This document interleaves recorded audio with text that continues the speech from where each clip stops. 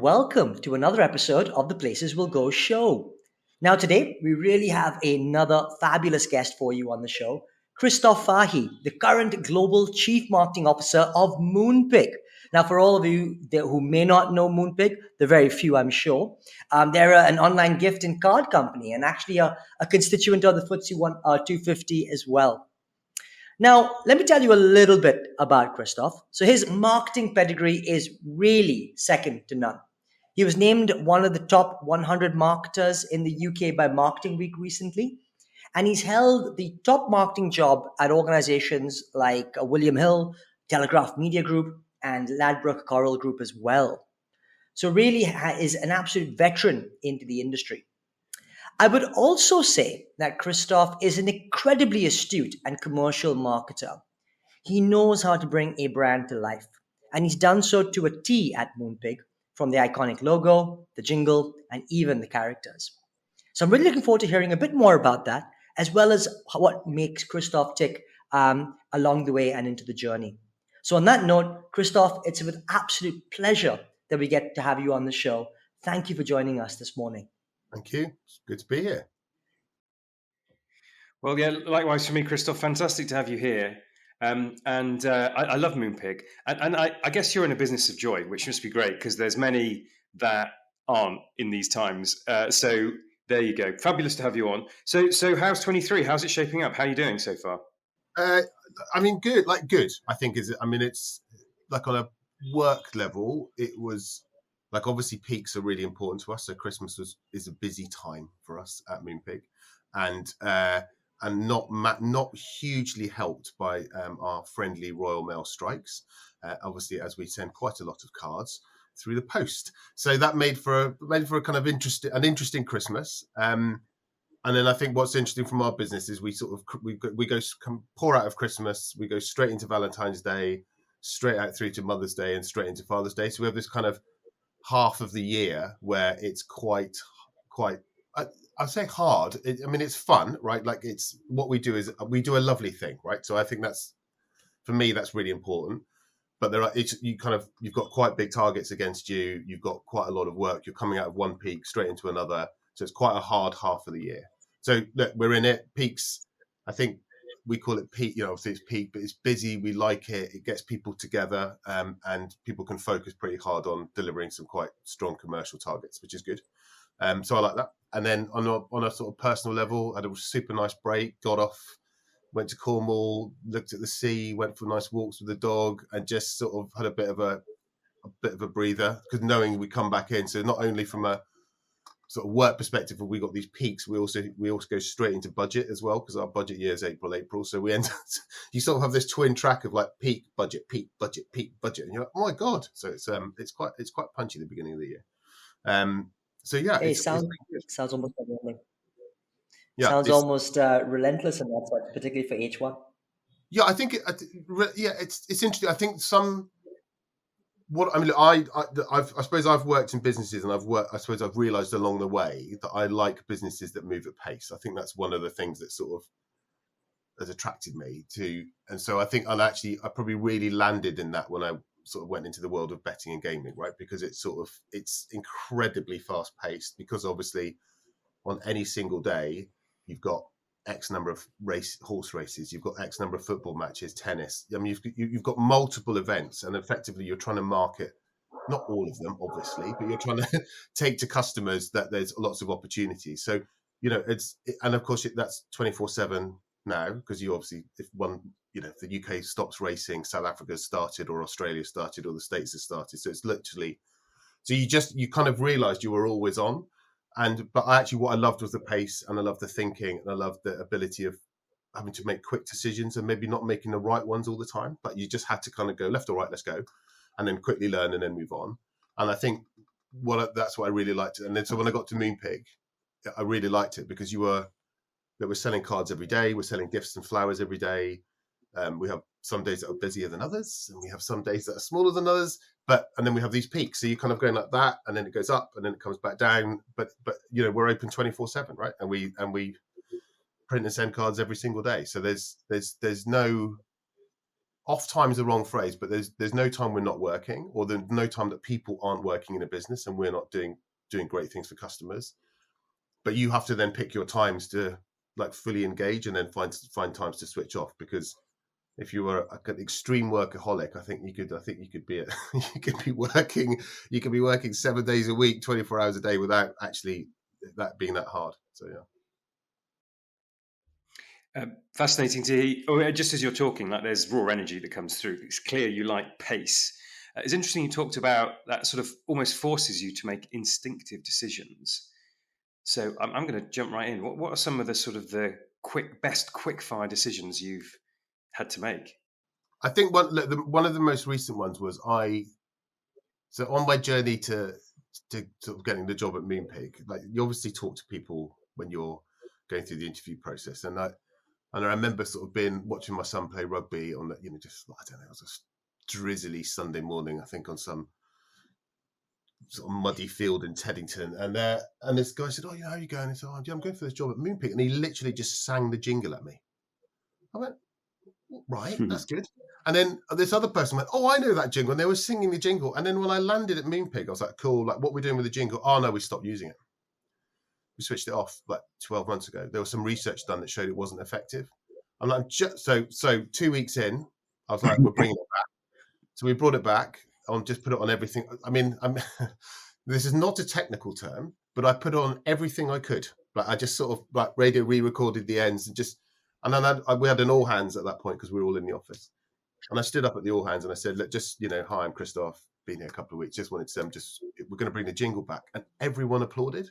There was this, like, people clapped, and I was like, something's happened here. Like the marketing team I think they did some great work. So it's not, I feel like they lost a connection with a key brand asset that the business had.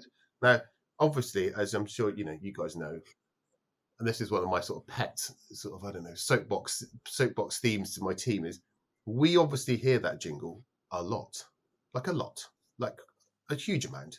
And of course it becomes quite like, it's got an earworm effect, which is the point of it, right? So I think people can get bored of their own brand assets quite quickly, and they're constantly looking to tweak them and change them and add a load of value. I was like, we'll bring the jingle back. So that was my first 2 weeks quick instant decision, and it was great and it stuck. And then we did a really nice thing internally, which is we wanted to re-record it. So we ran a competition internally, and we found we had this amazing singer in the business. So she recorded it. So it wasn't now. She's moved on to another business, but so that was lovely. So our jingle is actually sung by a MoonPig employee, which was great. She's called Roxanne. Brilliant. She's got a great voice. So that was another nice little thing of just tying the business back in. And then the other thing I did was bring these things back. So I brought the MoonPig back, but reinvented it. So again, they got rid of the asset, and I was like, we've got an amazing name, right? We've got this amazing name, MoonPig. We had this little asset. It was old and it needed tidied up, but they've done this whole video. You can still find it on YouTube of retiring the MoonPig. Like it's kind of sort of almost putting the MoonPig in a retirement home.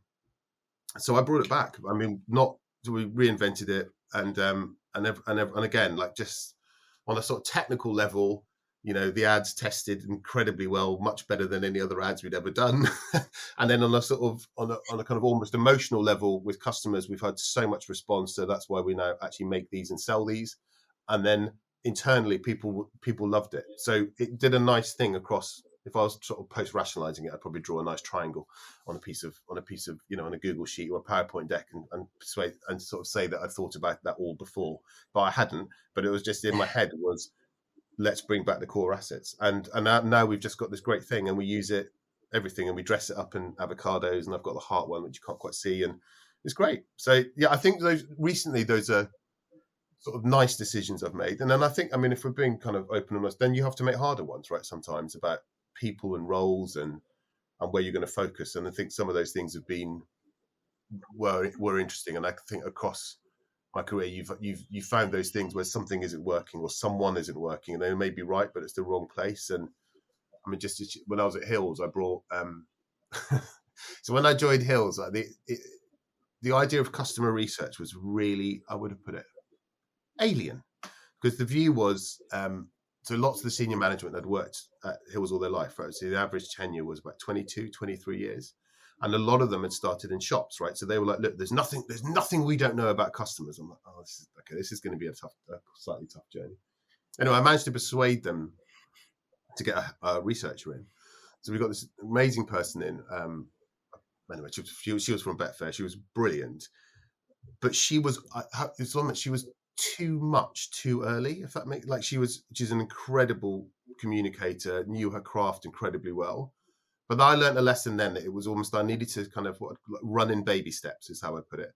Of like I'd sort of gone and got someone who, you know, people like me and you would be used to working with at a research level, so like strong communicator, heavily database, but with quite strong opinions about what we should change. And it was just too much too early.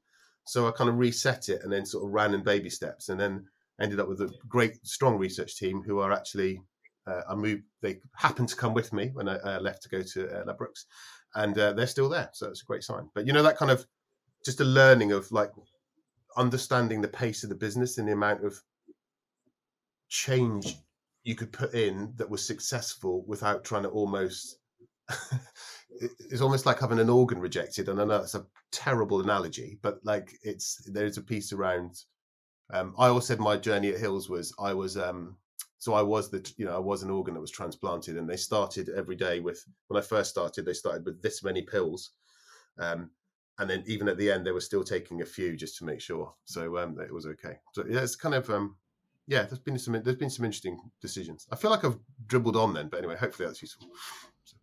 Hey, no, not at all, Kristof. I mean, really fascinating stuff, and picking up on the first part. I mean, Byron Sharp will probably be proud for listening to this. I mean, really classical, brand distinct assets, and as you say, bringing some real zest back into the organization. And I once heard this lovely quote that said, most of the answers lie in the past, and perhaps your ability of reinvigorating things was really part of that magic.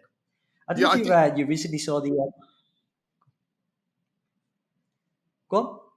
No, I mean, again, what I've always, so I'm a big believer that the business knows the answer, right? And it may not be the people who sit around the exec table or leadership team, and to be honest, often it isn't, I think. So, but I think in the business you will find people, and certainly where people have a longer tenure. So both probably Hills and Ladbrokes is a place where I've worked with, large retail sort of footprint, 2,000 odd shops, 14, 15,000 odd employees. In those teams are answers, right? And again, I remember, I think, doing a shop visit at Ladbrokes, and I was talking to a manager, I think it was actually in Bristol, and I was saying, look, none of our promotions are working. They don't seem to be drawing any other customers in. And she just go, well, that's simple. It's simple because the way it works, she said, is you have a thing saying, let's call it like win 50 grand on a poster, just as an example. She goes, my shop has got the same people in most days. So between 20 and 50 people in most days, right? And they're roughly the same. Like think of it as a local pub, right? Without the alcohol. And she was like, they don't think they'll ever win that 50K. So they never enter.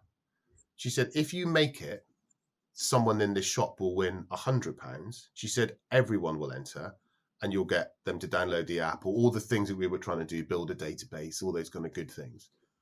I was like, so literally I went back.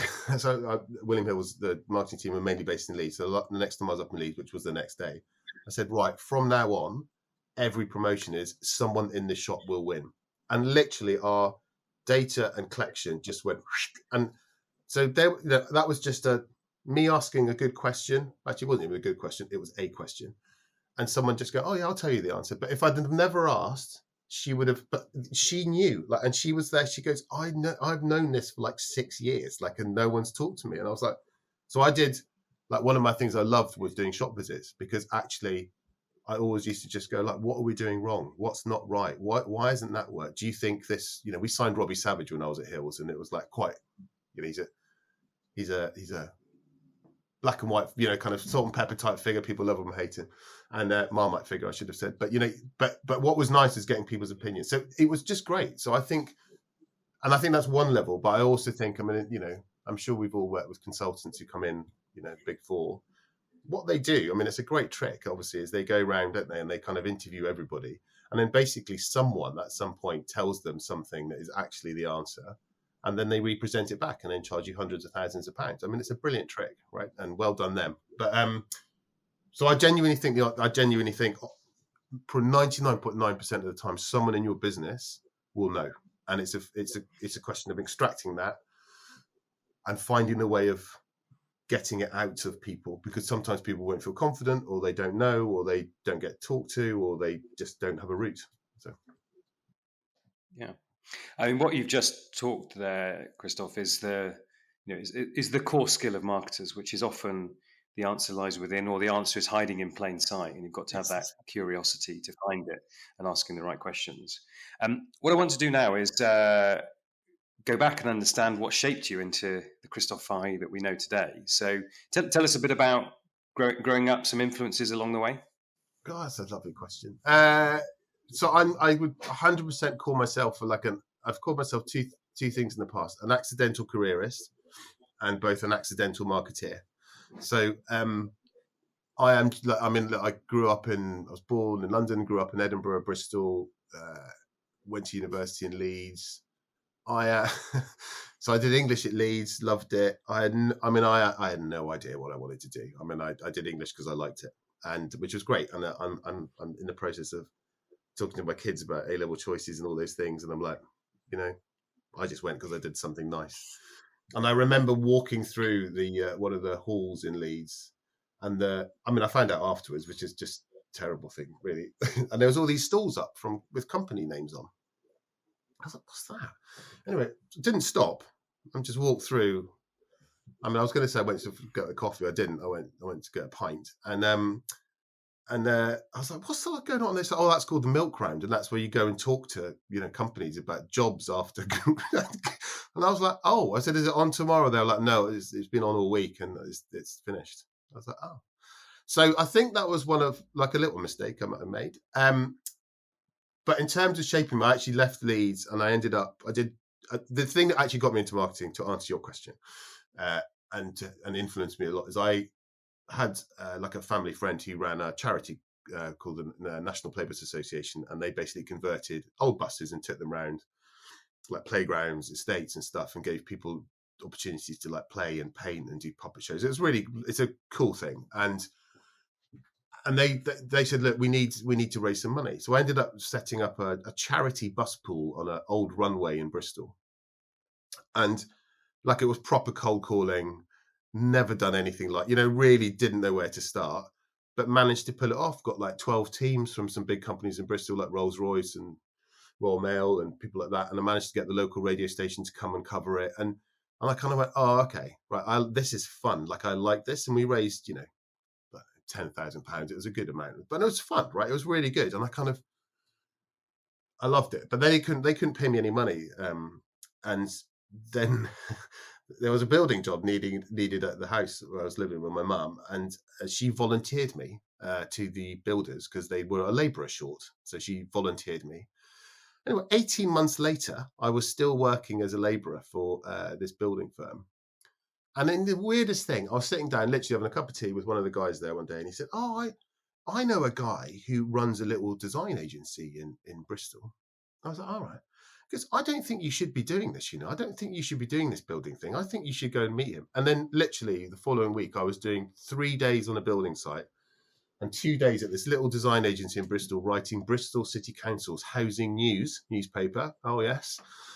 4 pages of housing fun. And anyway, I realised I loved it, and talking to people, and back to your point, Mark, around curiosity and how could we do this better.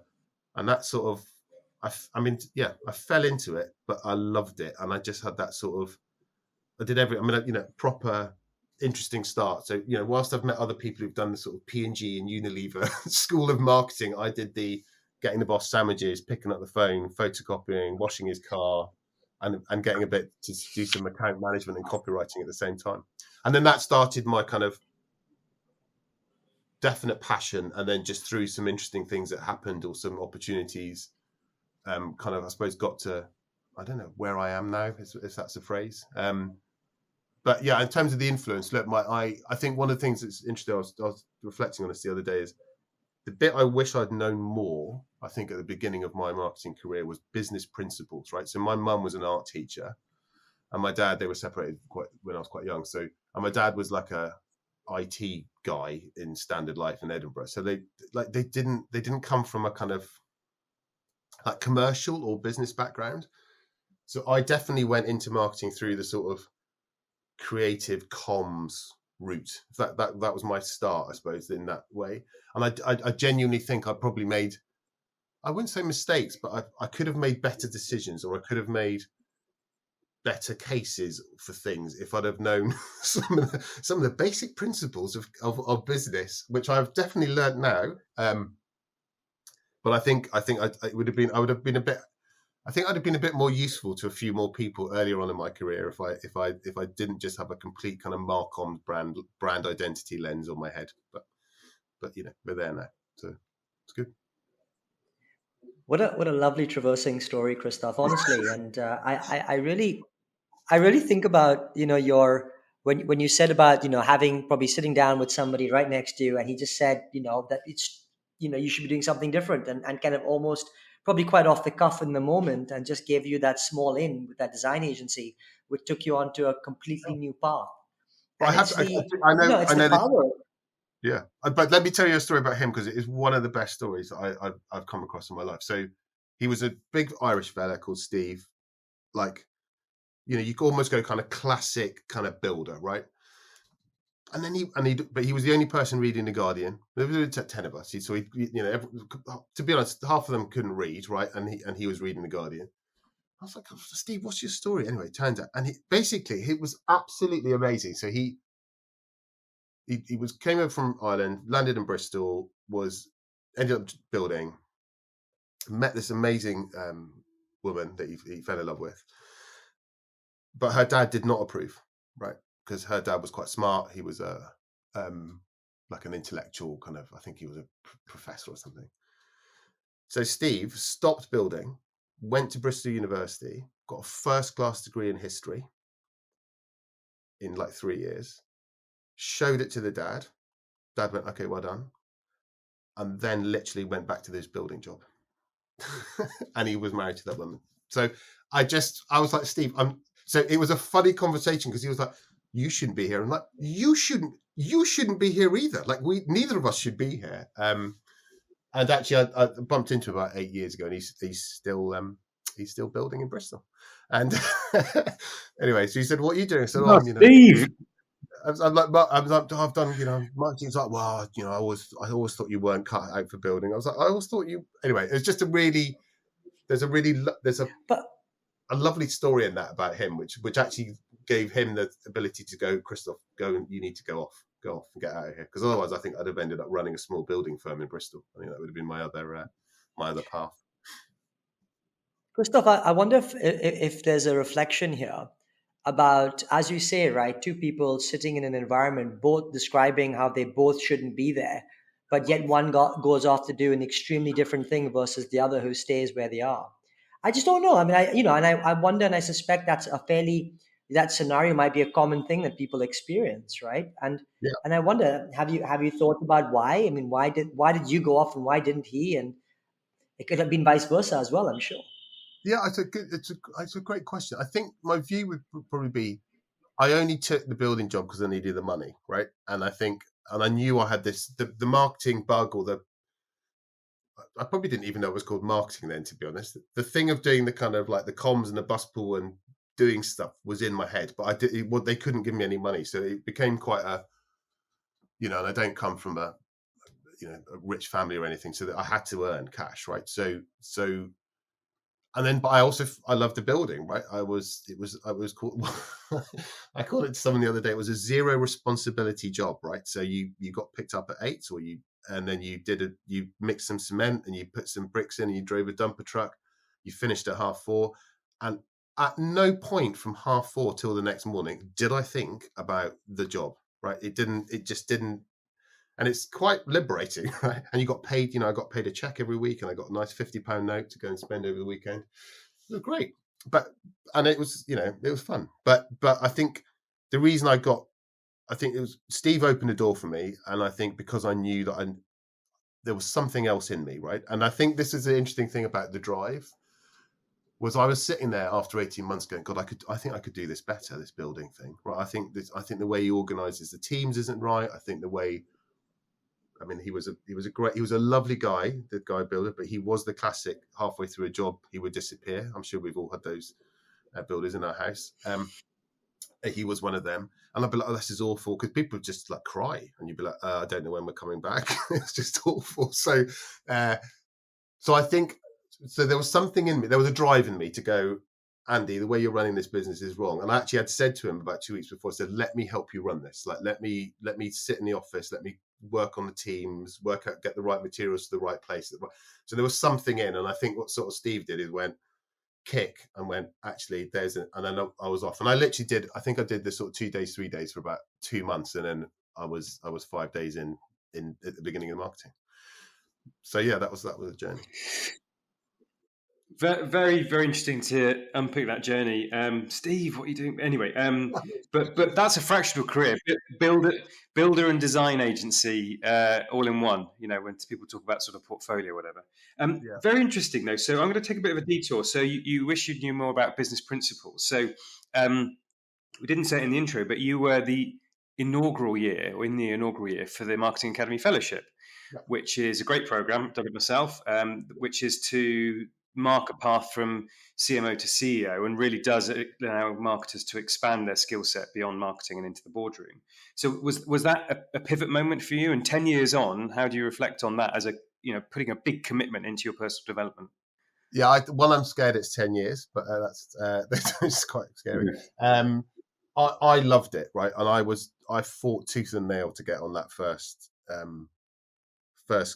course, because I think I was at that point. I needed to do more, and I needed to understand more, definitely. And there's a bunch of people I knew had gone off and done MBAs, and I kind of flirted with that, and I hadn't done it, right? So I was like, right, I've got to get exposed to this stuff more. Like, obviously, I think I was at Hills at the time. And of course, but I think by that point, I definitely developed a lot of commercial business skills. I wasn't in the same place, but I just wanted exposure to more things, and to be challenged a bit. And I did the application and all that stuff. And then I remember it was complicated because Sherilyn rang me and she said, there's another, because it was meant to be that you could only have one person from each sector on the course, right? So because otherwise, in terms of like the sharing and she goes, well, there's another guy from a gambling company, and he's okay if you're okay. And I was like, I was fine. So it was good. But I loved it, and I came away from every one of those sessions and times away, and talks from the guys at McKinsey. Just the people just telling you stuff, and it's like, and the ability to ask questions. I think, I came out of there just a bit turbocharged, I think, in terms of thinking, but more importantly, probably just taking a more, I don't try to think, sort of structured lens to things, I think was one of the things I took out of that. Like, there was just in terms of how you thought about problems in both in the round commercially and in the more medium and long term as well. I think I'd been quite, particularly in that, as I said, in the betting and gaming world, it's quite a quick business. So you didn't really have sort of doing a long term, like, what are we trying to do with this business? How are we going to grow? And I think I came out of that just going, right, you have to get the balance right between the kind of short, mid, and long. And that was really interesting. But I mean, Mark, I know you've done it. I absolutely loved it. And I think actually we talked about it when you were going through, when you were about to apply. And I think you gave me the advice to go for it and how to go about going for it. So yeah, thank you for that. Actually, 10 years on, similarly. I mean, I absolutely loved it, and I think it was a real. Just gave me. I think fundamentally, it just gave me a load of tools I didn't have before, and I think that's really important. I think I've actually still got all the papers, literally all the kind of modules and stuff behind me here, and you do look out stuff. You go, oh God, I'm sure we had a thing on that, and you've got a nice little 6 or 7 pager that you just go, oh right, okay, there's a way of doing that. So it's great. It's been really helpful. Hey, wonderful. And of course, another big element of the marketing academies around the network and peer group that you garner from it. And I just wonder, this is sort of perhaps a slightly wider question than the academy, but just in your experience and of your career, what extent has a peer group or a community or a mentor group of sorts really played a role in your success? A lot, I think. It's interesting. I've worked. So I love being able to talk to people about problems, right? And I'm quite a kind of relatively straightforward, honest person, and I don't keep things to myself. So I'll talk to anyone about anything, and then I'll ask their views. I think I've been very lucky to work for three really good people, and they're very different, right? So there was a guy called Alex Batchelor who I worked for at Orange, who you guys probably know. He was actually on the fellowship as well, which was interesting on that first one. And he was just one of those guys I worked for Orange, and he was sort of opened my mind to how bright someone could be and how nice someone could be. And we still talk a bit, and I will run stuff past him, and he's always got a view, and he's very good at thinking and around. So he's someone I've absolutely. And then actually my boss at Hills, Ralph, who was he's classic, started at Hills when he was 18 in a shop in Glasgow, ended up running the company when he was 53 or 54. But he was probably the biggest change agent I've ever worked for. And what, it was an interesting place to work for lots of different reasons, but sometimes his perspective on stuff and his ability just to unpick things was incredible. And I think I learned a lot from that. And then, used to use him quite a lot just to run stuff past. And then actually my current boss, Nickel, is, again, just one of the kind of brightest people I've worked for. But it was interesting. We were reflecting on this the other day, actually. We had a sort of team away day. I think it took me and him a couple of months to sort of work out a good relationship. And what I've found now, which is brilliant, is I just use him as an advisor, right? So he's obviously my boss, right? And he obviously controls my pay and rations. So let's just make that clear. But he's also the kind of person I can ring up and go, Nick, I'm thinking this, and I'm just a bit worried about that. And you got a perspective, and he's great. Like I called him yesterday for 5 minutes, and I'm just like, yeah, but have you thought about it from this? Oh God, no, I haven't. Right, okay, great, thanks. And scurried away and did some thinking and came back with a great answer, right? So I think I like, and then of course, there's people, there's that kind of great kind of marketing academy WhatsApp group, which is just like a hive mind of information. I mean, you drop questions in there and you get great responses. And so I'm constantly trying to find people to talk to, and it may be, and it's often people who've maybe even worked for me before, or who I've gone, look, I used to do that, and was that good, and can I change? And I think some of that stuff's been really helpful. So I love having I suppose maybe my whole thing is I can't solve problems myself, right? I have a view, I have a thought, and I'll often have quite a clear view in my head, but I desperately want people around me to challenge me, say it's rubbish, say it's half good, maybe on occasion say it's really good. I mean, it's nice to hear it on occasion.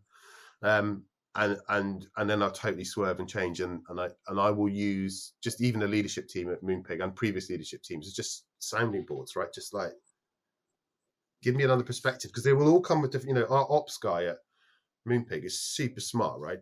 And sometimes you share stuff with him. He this week we're doing some stuff on processes. I had a half an hour on the phone with him, and he taught me more about processes, because that's kind of something he did at Cambridge. I was literally, it was like having a McKinsey masterclass in 25 minutes. Brilliant. And I'm just a little nugget this week of, never knew processes had more, how much thinking had been done behind them, and never had someone explain it so quickly and so sensibly to a point where I got it. And I was like, oh, okay. That was really good. So I was going to go next to, you're in a business of joy now, and gambling on the face of it is a business of joy at that moment of winning. Over the last 10 years, the sort of the social responsibility side and dealing with addiction has really grown as a thing. As you look in the rearview mirror, how did that play out in terms of understanding that there's, that ultimately it creates winners and losers? Yeah, I think there's a couple of things around that. I think the gambling. I mean, one, I think when you go into that sector, you have to feel comfortable. You have to be comfortable. And look, my granddad was was a bit of a Saturday afternoon horse racing punter. So it was kind of, wasn't in the family, but it went on. And look, my thing was, I halfway through the process, I went and sat actually in the William Hill in Kingston for most of the day and just drank tea. I'd go to the machines, bet on some greyhounds, and I really enjoyed it. We had a proper laugh with the people in there, and I'm like, right, I'm in. I love this. It's great.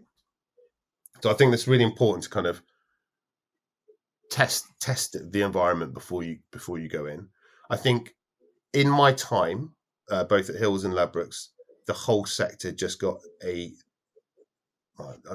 so much better, right? And I think it was really helped by people coming in from the outside and going, maybe we need to do this. Maybe we need to watch that. Maybe we need to be less aggressive with that promotion at that time, right? And I think some of those things, and then also just bringing in, I think, stronger boards with better oversight was also helpful, because I think you had an industry that was, people had been in it for a long time, and therefore there'd not been a lot of outside challenge, I think. And then you had people like Betfair and Sky Bet starting up, who are much more tech-led businesses, obviously.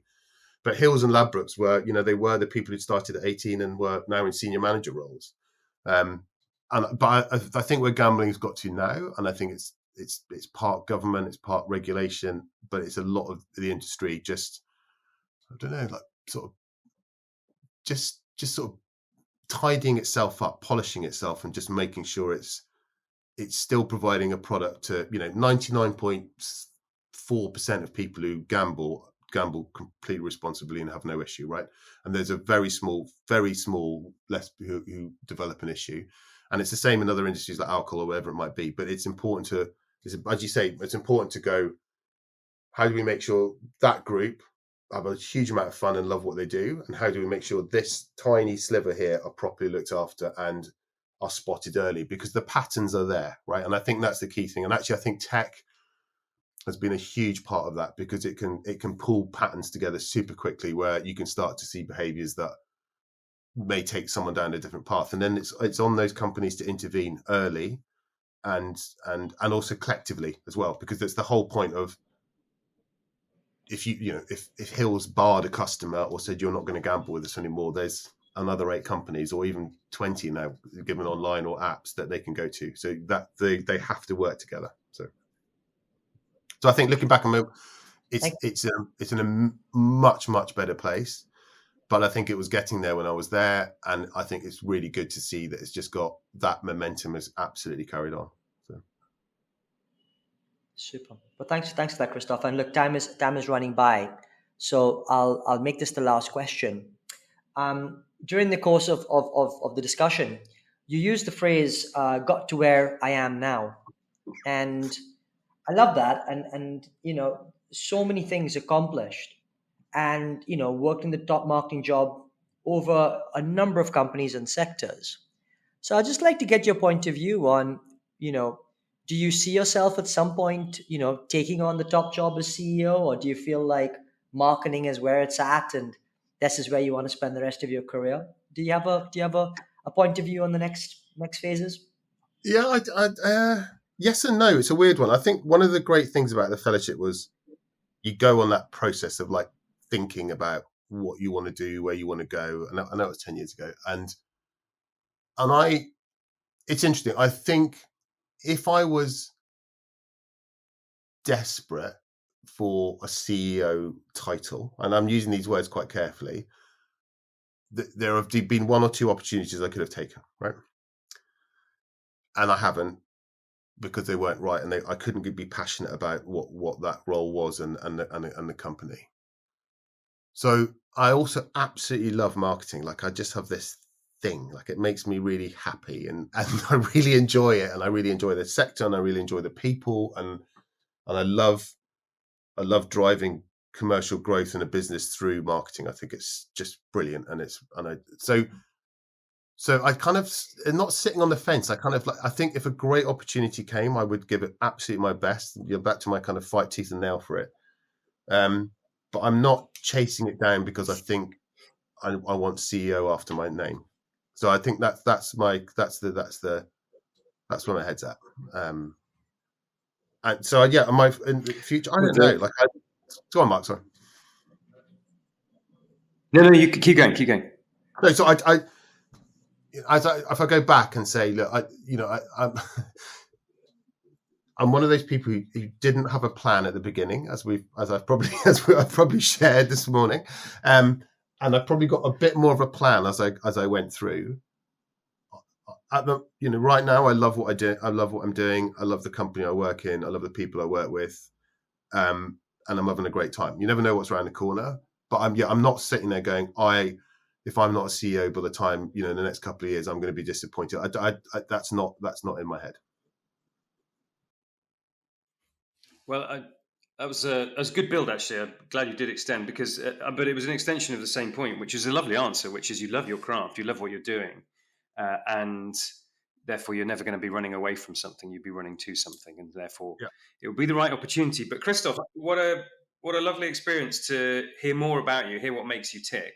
I'm just going to put a few learnings out, or what are some of the reflections from it, just for everybody's reflection. So we started really talking about pace. And it's hard, but it's fun. But I think you like running at pace, and how that's led you to be able to make some instinctive decisions. And frankly, two blinding ones would be to bring back the Jingle and the Moonpigs as the key distinctive brand assets for the brand that you're leading. So good early wins. But then we talked a lot about how the answers lie within, and maybe in plain sight, and curiosity. And so you say you were an accidental marketer, but I think what's come through is you've got a lot of the core instincts and insights that make for a great marketer. But you might have Steve. I mean, where's Steve? You might have just become a builder. Not that it's a bad thing, but you wouldn't have gone to achieve all the amazing things you've done. Clearly, the fellowship was a pivotal year. Gave you the tools, the peer group, and the impetus and the breadth. So big shout out to Sherilyn and the Marketing Academy. I love the way you talk about your bosses. I mean, Alex Batchelor, for anybody who doesn't know him, very bright and very nice, is a great summary. But it characterizes your openness to learning from other people.